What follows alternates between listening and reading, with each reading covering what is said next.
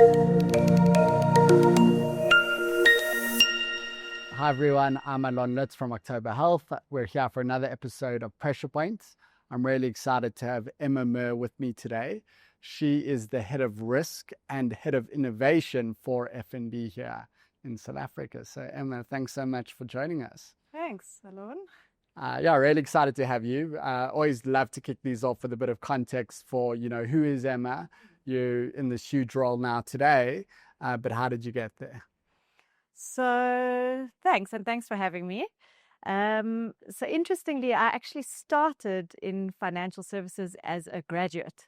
And so that was about 18 years ago.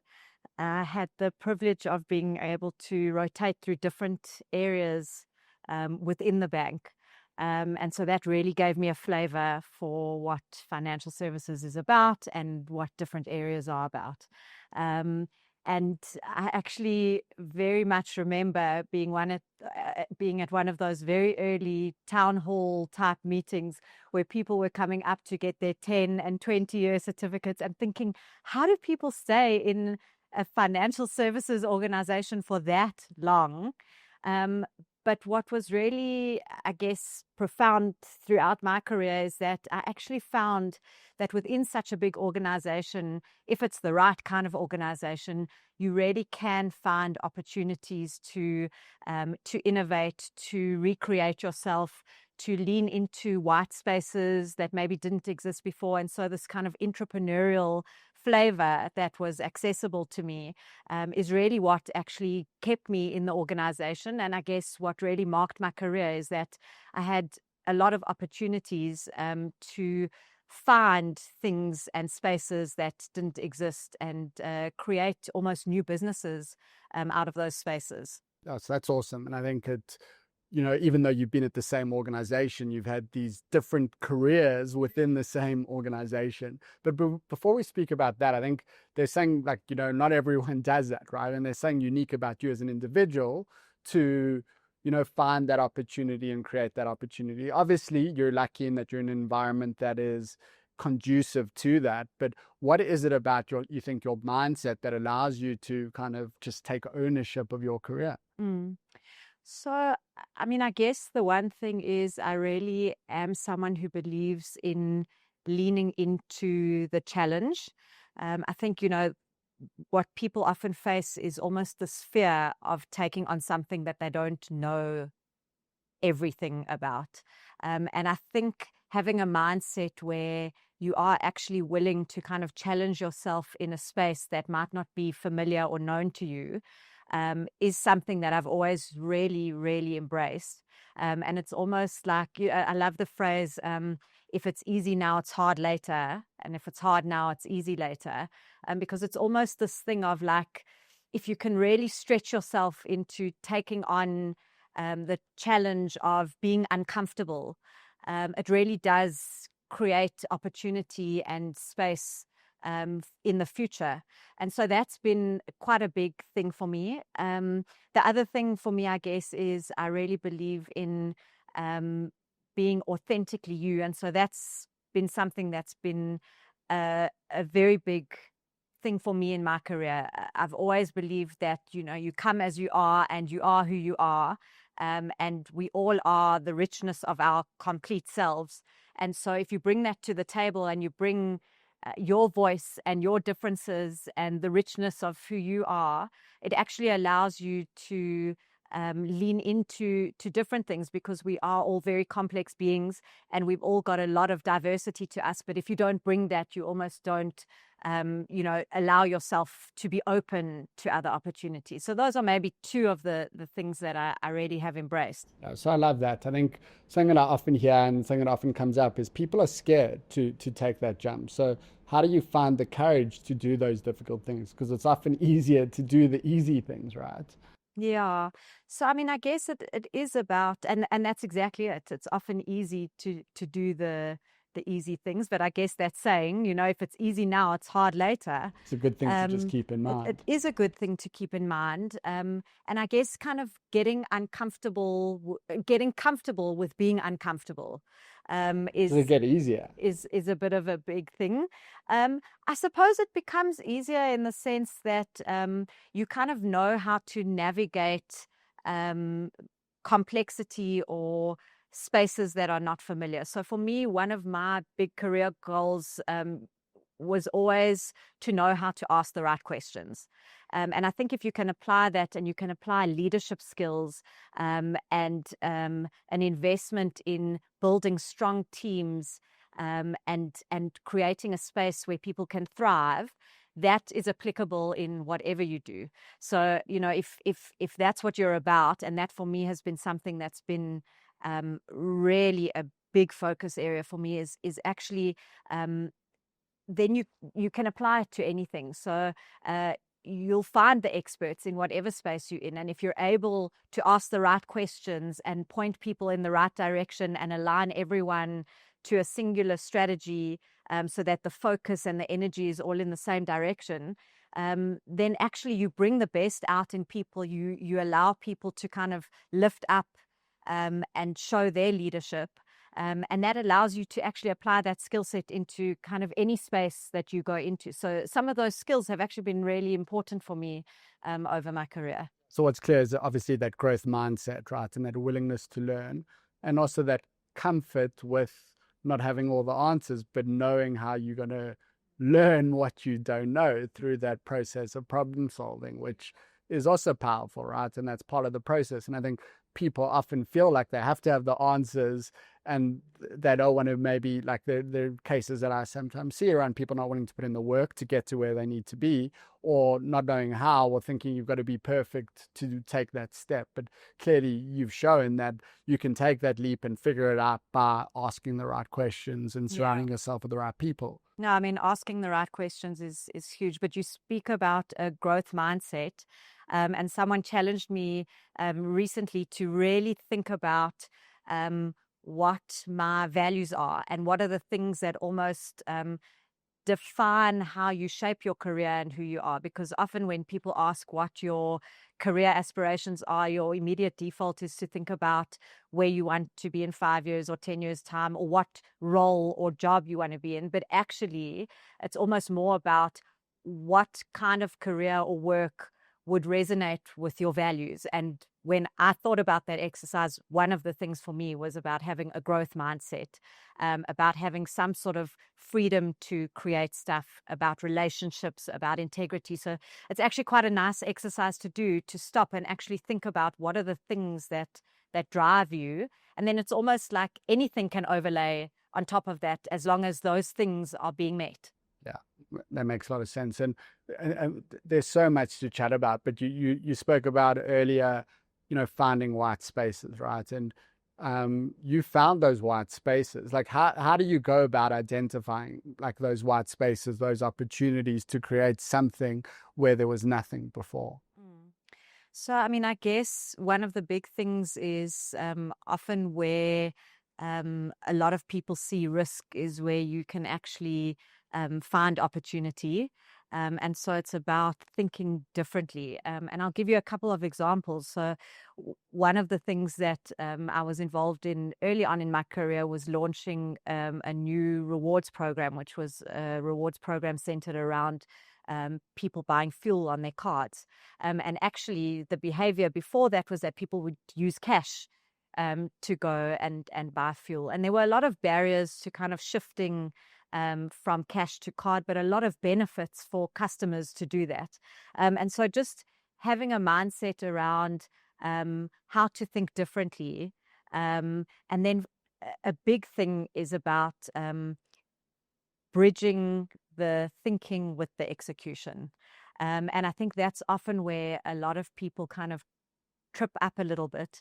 Is the strategy is easy to kind of define and put out there, but it's about marrying strategy and execution and being able to actually land stuff that you've been thinking about, that really, I guess, differentiates those who can succeed and those who can't. Because at the end of the day, it's about having a bias for action and action orientation. So it's almost, I guess, seeing the opportunity out of some of the risk, seeing how You can change behavior and then finding a way to actually make it happen and execute on it. So you're going to move beyond those PowerPoint slides and actually check if your theory stacks up. Yeah, and I mean, I guess taking like an iterative approach, I mean, you would know very well because you're in the entrepreneurial space, but it's really, you know, kind of getting stuff moving and then learning from your customers and evolving from there is actually so important, as opposed to kind of sitting in your head and thinking about things for too long. So yeah, that bias for action is huge. So I want to start kind of closing out, talking about you and your career, start talking about, you know, teams and building a culture of innovation within your teams, because, you know, you as an individual obviously drive growth, but at the end of the day, your ability to scale that impact is dependent on your team. But before we get to that, you touched on authenticity, right? How does, you know, like, I think like another point on that, which I wanted to use to close it off, is that when you're authentic, you also invite others to be authentic. And I think if people do not see you as authentic, they're not going to be authentic themselves. So I think it's such an empowering thing for you as a manager to bring your authentic self to the workplace. So how have you seen that play out in the kind of team environment? How do you build that trust with your team? Yeah. So, I mean, I guess you kind of do need to go first, which is what you are saying. I suppose a lot of people feel like, especially in a bigger corporate context, like they've got to be a certain way or act a certain way. And I always invite people to be their true selves and to bring their true voices, because I really do believe that if you bring like a shadow version of yourself, or a version of yourself that's actually not who you are, it's not sustainable. And you actually can't have a fruitful, long, healthy career if you don't feel like you are being who you are. And that can come in many forms. I mean, you know, way back when, I think a lot of women wouldn't talk about their kids and their personal lives in the workplace. And I'm, you know, very open about the balance that I create between work and family, about my kids, about, you know, the things that are important to me personally. And I think when you bring that, you feel like you aren't kind of hiding part of yourself, and it invites other people to also kind of bring who they are. And I suppose the more that happens, the more rich the conversations are, the more perspectives you get, the more diversity you get. And at the end of the day, that's better for business, because, you know, it's like that Henry Ford quote that goes, you know, if I had asked people what they wanted, they would have said faster horses. It's kind of like if you have too many people thinking in the same way, you don't get a completely different perspective. And so sometimes seeing things from a different angle and having different voices is what brings new ideas and fresh thinking and different ways of doing things. And it also, the more you have those voices, the more it invites other voices. And people can challenge. Right? Absolutely, And yeah. that goes back to your point around, you know, spotting the opportunities, right, and challenging the way that things are done. So it's so powerful. And again, what is that lays a foundation of trust that you can build from. So now kind of talking about the organization and, you know, how do you scale this, right? Like, easy for you to control what you do, right? How do you scale this to large teams that you manage? Yeah. So, I mean, there are a couple of things that I'll maybe just share a few thoughts. I mean, I guess the one is what really is critical is this concept of ownership and skin in the game. And I suppose if teams feel like they really have ownership and they're invested in making something happen, you get a very different behavior than if teams feel like they're being instructed to do something, or, you know, they don't have a sense of ownership, or they don't have a picture as to why they're doing something. So building a true sense of ownership, especially when you are working with bigger teams, is so important. And part of how you do that is you give people the freedom to own. So I really believe in this, you know, concept of leadership, that, you know, leadership is collective. And actually, as leaders, we are much stronger if we have leadership coming from all of those around us. So it's, that concept of collective leadership is so, so important, when you are driving ownership. I think people need to know that they can fail and can fail fast. If there's a sense that we can't try anything and we can't do anything different, people will never be willing to try. So that concept of try, iterate, try again, I think is really, really powerful as well. So those are some of the thoughts, but I guess there are a lot of ways that you can drive that notion of innovation in teams. I guess another way is also to actually encourage people to question, because I guess in bigger organizations, there are lots of things we do that we've always done in a certain way. And I suppose, again, going back to being able to ask the right questions, if you can question why you're doing something or why something's there and actually apply your mind and think about whether there's a better way to do things, that really invites innovation, as opposed to assuming that, it's always been done this way and so must carry on being done that way. Makes sense. So I think like something that's always interesting to me is like you've got a big business that you're running and that's doing well, right? And people still need to do their jobs to make sure that that big business continues to run and do well.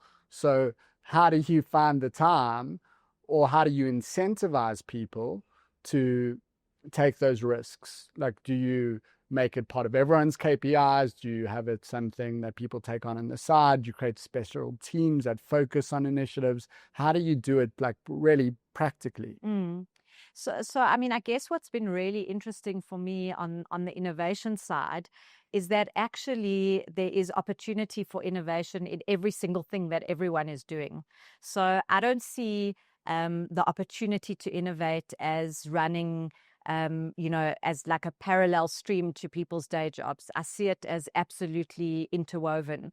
And actually where we see the most innovation coming through is where we recognize innovations on all levels. So, an innovation can be something that streamlines the way you run your spreadsheets, as an example.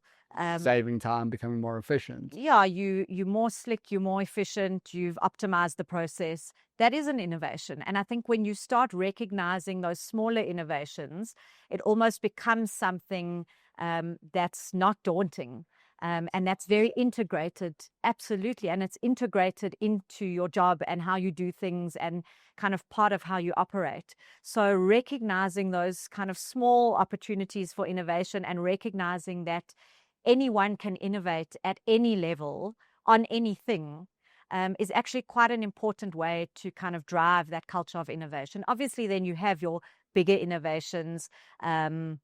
We rely a lot on tech and data and AI and putting things on platform that make user experiences better. And those are the big innovations. But there really is opportunity for innovation at every level.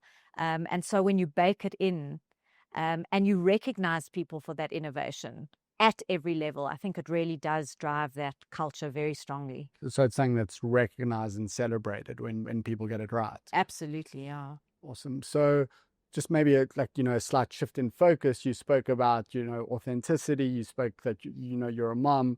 You're also, you're super aspirational. You've had an amazing career. You've never you've never you never compromised on wanting both, and you're doing both of those things exceptionally well. Like, how do you sustain that? How do you drive both, that top performance in every realm of your life? And how do you drive that in your team? So maybe starting with yourself, how do you get that balance right or integration right as a working parent? Yeah. I mean, it's tough and it's constant effort. I suppose the one thing is,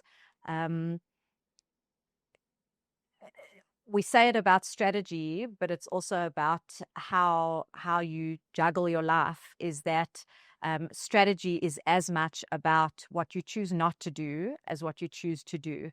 And I think choosing what you spend your time on is so critically important, because you can't do everything. So, like it's funny, small examples, but like you would not find me in a grocery store for anything, because it's just not how I choose to spend my time. So like Checkers 60/60 or Pick and Pay ASAP or, Woolies Dash, those are my friends, because that is a more constructive use of my time. And so it is about, I guess, really being disciplined about what you choose to spend your time on. You only have so much shelf space. And so it's kind of like what you pack on those shelves, you've got to be quite deliberate about. And I think many of us could kind of go through that exercise and find a couple of things, like the Pick and Pay ASAP example, where Goes to your culture of innovation, right? How can I make my day more efficient? Yeah, where you can kind of choose what you spend your time on. So it's about that. I think I'm a big proponent of managing your energy as well. So I don't believe that human beings can be flat out all the time. And I mean, obviously, this is the space that, you guys talk a lot about, but it really is important to make sure that you manage your energy. And there is a give and take between personal and work. And sometimes one demands more and sometimes the other demands more. And sometimes you've got to make time for yourself to kind of breathe. You've got to make time to exercise. You've got to make time for your own personal well-being. And so it does go like this, and it does ebb and flow a bit. And I think having that mindset of, allowing that to happen, prioritizing your well-being, prioritizing your energy, prioritizing your sleep, is something that actually has to be done, because we aren't robots.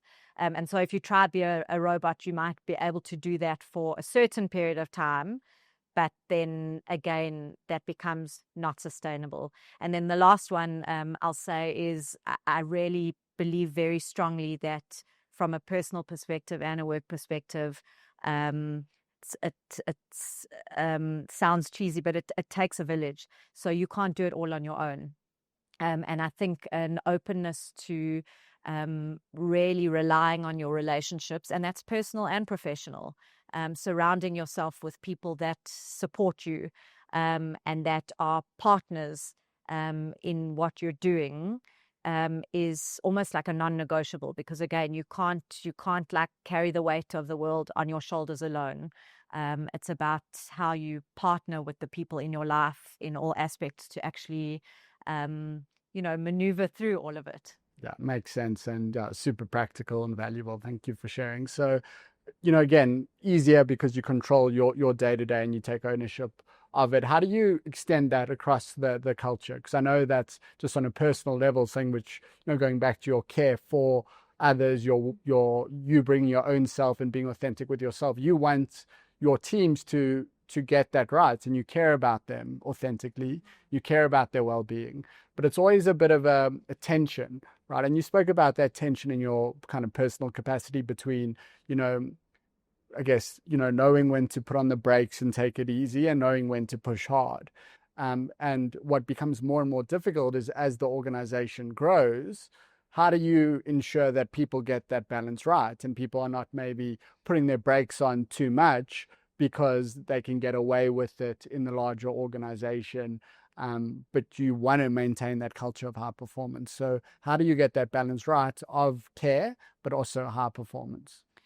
So, I mean, I guess for me, it's always about output. And we spoke earlier about having a bias for action and making impact. And I think, when you are managing big teams in a big organization, it's so much about impact, action, output, in how you manage people, as opposed to kind of tracking how they're managing their day. Because the reality is, everyone's personal work nuances are different.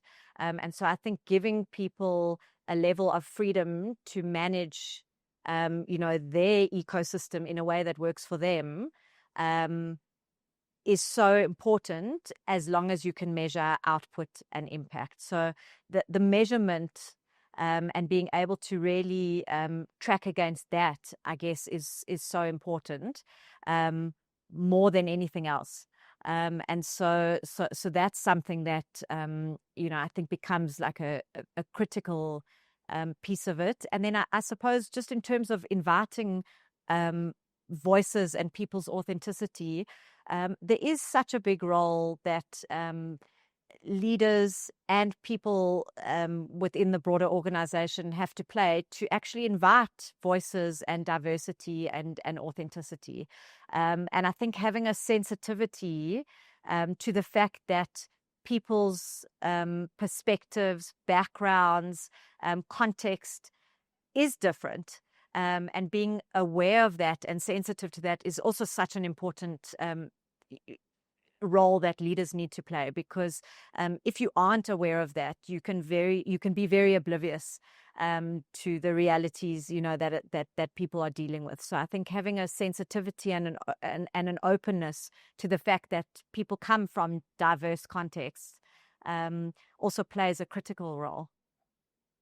So it all links back to a lot of what you've said already as well, right? Around, alignment to the broader organizational goals, and ensuring that people have clear KPIs, and having trust between, managers and their teams, so they can be honest with each other as well. And that communication needs to go both ways. If things are not going according to plan, managing upwards and just explaining why things are maybe delayed, or why it's not exactly being delivered in the way it was expected to be. I think what I also want to hear a bit about is, because I think you've got so much about the culture in the organization, right, is, you touched on, celebrating innovation and recognition. And we often see that, recognition, if you don't get it right, it has an impact on self-esteem, on performance, on churn within the organization. And it's also like an easy thing to get right. So just interested, from your experience, have you done, what do you do around recognition? What practical steps could people listening apply to their own businesses to really ensure that people are recognized for the work that they're doing and the innovation that they bring to the table? So, I mean, we do a couple of things, and because it's a big organization, there's lots that happens in different pockets. Basic programs, recognition programs that allow colleagues to nominate each other and actually profile the good work that their colleagues are doing are so powerful, because often, the recognition is about hearing someone's name, hearing about what they're doing, and letting a wider community know about that. I don't think we can underestimate how powerful that is and what an impact that has. So those kind of recognition programs actually are so important. And again, we've had an amazing innovation program that's been running for years. And the power of that has been, we've elevated the innovations that have happened. We've showcased them, and we've made a big deal about them. We've, had great prizes associated with them.